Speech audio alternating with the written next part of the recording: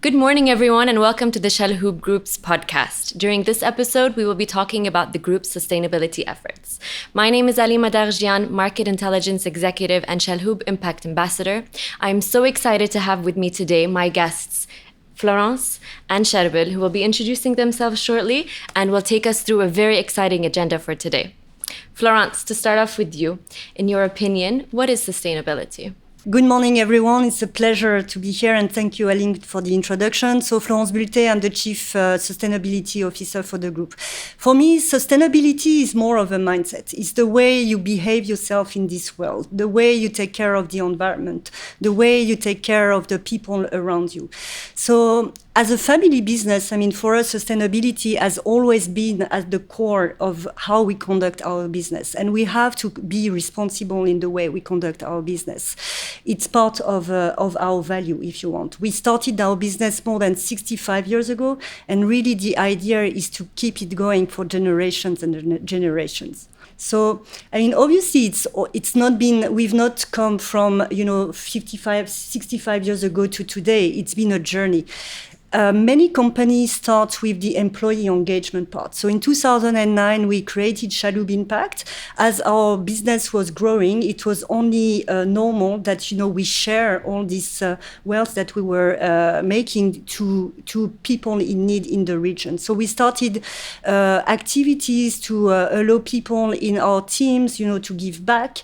The idea of giving back is extremely important to participate to the economic growth as well. In 2014, we achieved a major milestone, which was to be a signatory of the United Nations Global Compact. So what does it mean? It's a branch of the UN which is helping the company to conduct their business in a responsible way, giving them a framework to operate in a responsible manner. So we became a signatory, meaning that we had to report on our sustainability performances publicly. So since 2014, whatever we do when it comes to human rights, labor rights, environment, anti-corruption, transparency, so meaning the 10 principles of the UNGC, are reported publicly in our sustainability report. And actually, we've just launched this report this year, and I invite everybody to have a look on EMAC to check this report. Florence, that's amazing. I can't wait to read the report. So tell me a little bit about the group's sustainability agenda for the next few years. Is it on a group level, or are we going to take it market by market? So it's when we defined the strategy, we did it at a group level, but obviously we want to scale it down region by region, market by market. So the way we did it, we conducted a materiality study to make sure we have subjects which are relevant for the group. But at the same time, we wanted to be aligned with global and local agendas. So for example, we aligned with the UNGC 2030 agenda, we aligned with the KSA 2030 vision, the UAE 2021, the WEP, the Women Empowerment Principles. So all together, we make sure that we participate to the, I would say, worldwide effort to reach the 17 Sustainable Development Goals. So our main pillars are people, planet, partners, so looking at our supply chains, and Chalhoub Impact employee engagement. And all of these pillars are scaled down regionally, country by country, and maybe Charbel can give us an idea of how it's done in Saudi. Sure. Thank you, Florence. Thank you for having me. So my name is Charbel Lahoud. I'm leading the transformation agenda for Saudi. So just to step back a little bit, when we created this office in Saudi, we've kind of defined a vision. And our vision, we clearly stated that we want to shape the beauty and fashion market. We want to be local and ingrained in the society, and we want to be a talent factory. So obviously, we have robust plans to open new concepts, develop fashion, develop e-commerce, etc. But as a leader and as with an ambition to shape the market, it's our duty to lead also on sustainability, to be a forerunner on corporate sustainability, to also not only be a thought leader, also role model and lead the way. So we've partnered with Florence and her team and the Saudi team. We've created a sustainability committee for Saudi in Q4, representing the different functions in the group, logistics, admin, HR, commercial teams. And we've kind of took the framework that was built at group level and we've trickled it down to the Saudi market. And so these KPIs are also public, part of the report that the group has published recently. Just to give you a few KPIs, I have them here. So for example, on people, we focused on diversity and inclusion, making sure that we have KPIs for women in middle management and senior management. We have commitment also to recruit a person with disabilities. On partners, we want to certify our store with the STEP scorecard, which is our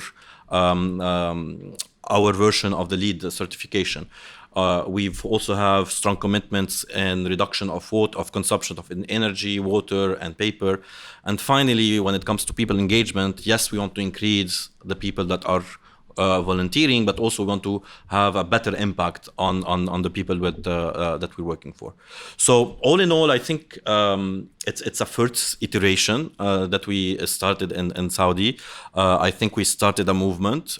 We've already starting discussing projects related to sustainability that are not in the KPIs because we're not here yet, like renewable energy and solar panels. We need to find a way to link it back to the grid.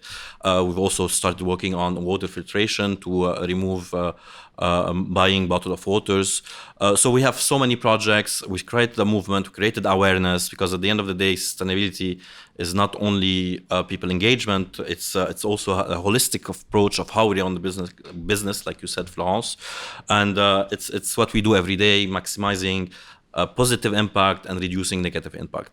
And I think it's very important for us to have create this awareness at people level, and this is why I think we've created the sustainability ambassador role that you, Aline, are part of, to have kind of create this awareness and make sure that people understand what we're doing and are part of this journey.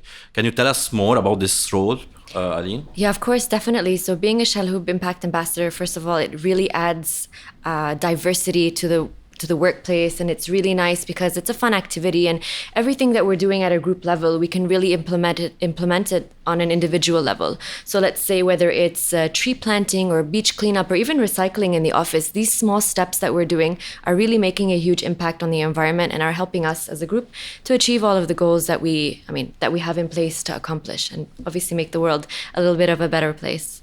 And this is purely volunteering, right? We're not definitely volunteering. It's if there's an event that comes up, you volunteer, and it's really fun because you get to see other people as well, and it makes a huge impact of a community, and that's all what we're all about. Exactly. And for me, I mean, being an ambassador is, as you said, Aline, rightly so, to participate to fun activities and having a positive impact on our community, on the environment. But it's also being an advocate. So we need to kind of preach for, all these values that will help us to be there in like 30 years, 40 years as a group.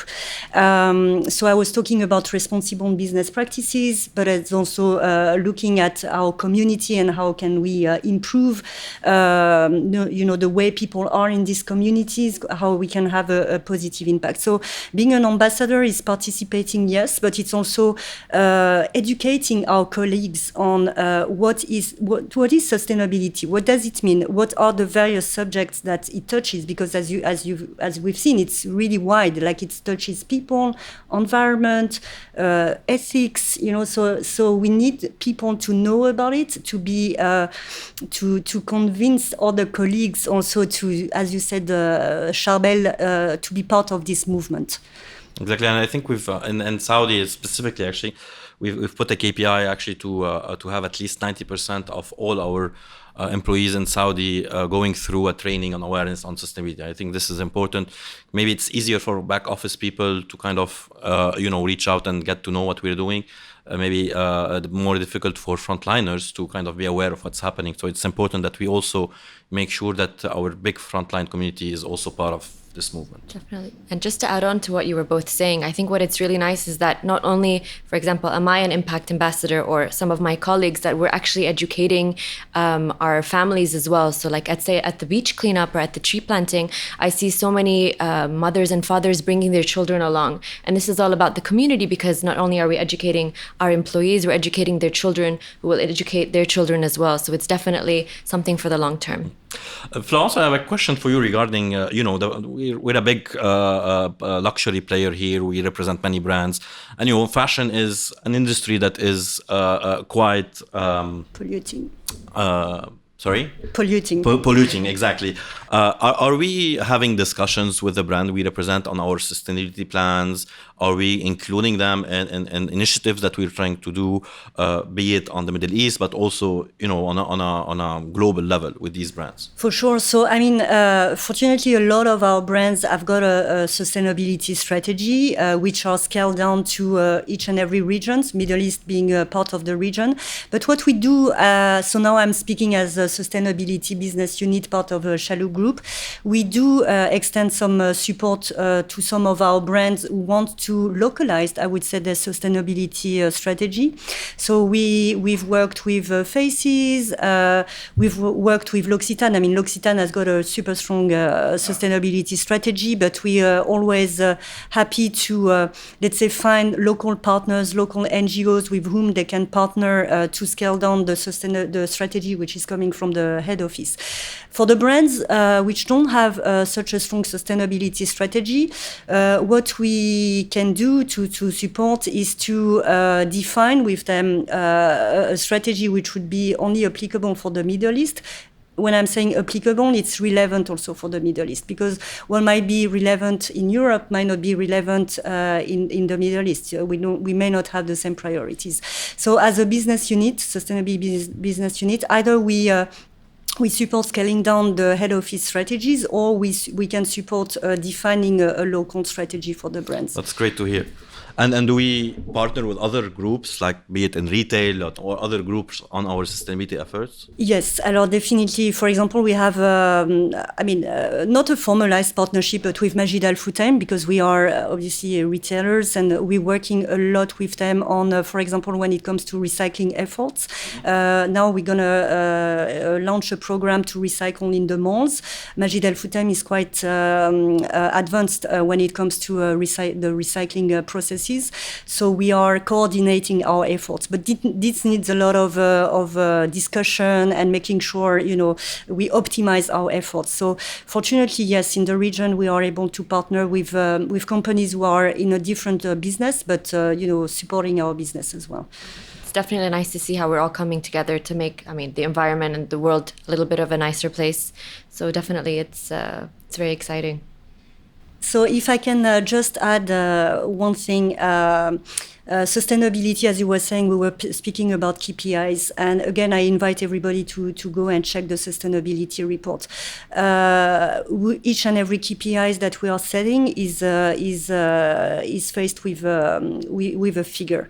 And for me, sustainability is all about measurement as well. Because if we want to walk the talk, it's just not about, obviously it's about making this world a better place, but it's about measuring our effort and measuring our impact. So sometimes we go quicker than what we were expecting to go. Sometimes we go not as quick, but it doesn't matter because it's a journey. But for me, measuring, being able to set clear KPIs, being able to monitor the performances is crucial. So I just want people to remember that when we speak about sustainability, it's about walking the talk and making sure we have KPIs in mind, that we want to achieve. And actually, in Saudi, when we were building this plan and the strategy, actually, we faced this issue. For example, in some of the bills that we pay, we don't have our consumption in water, in electricity, etc.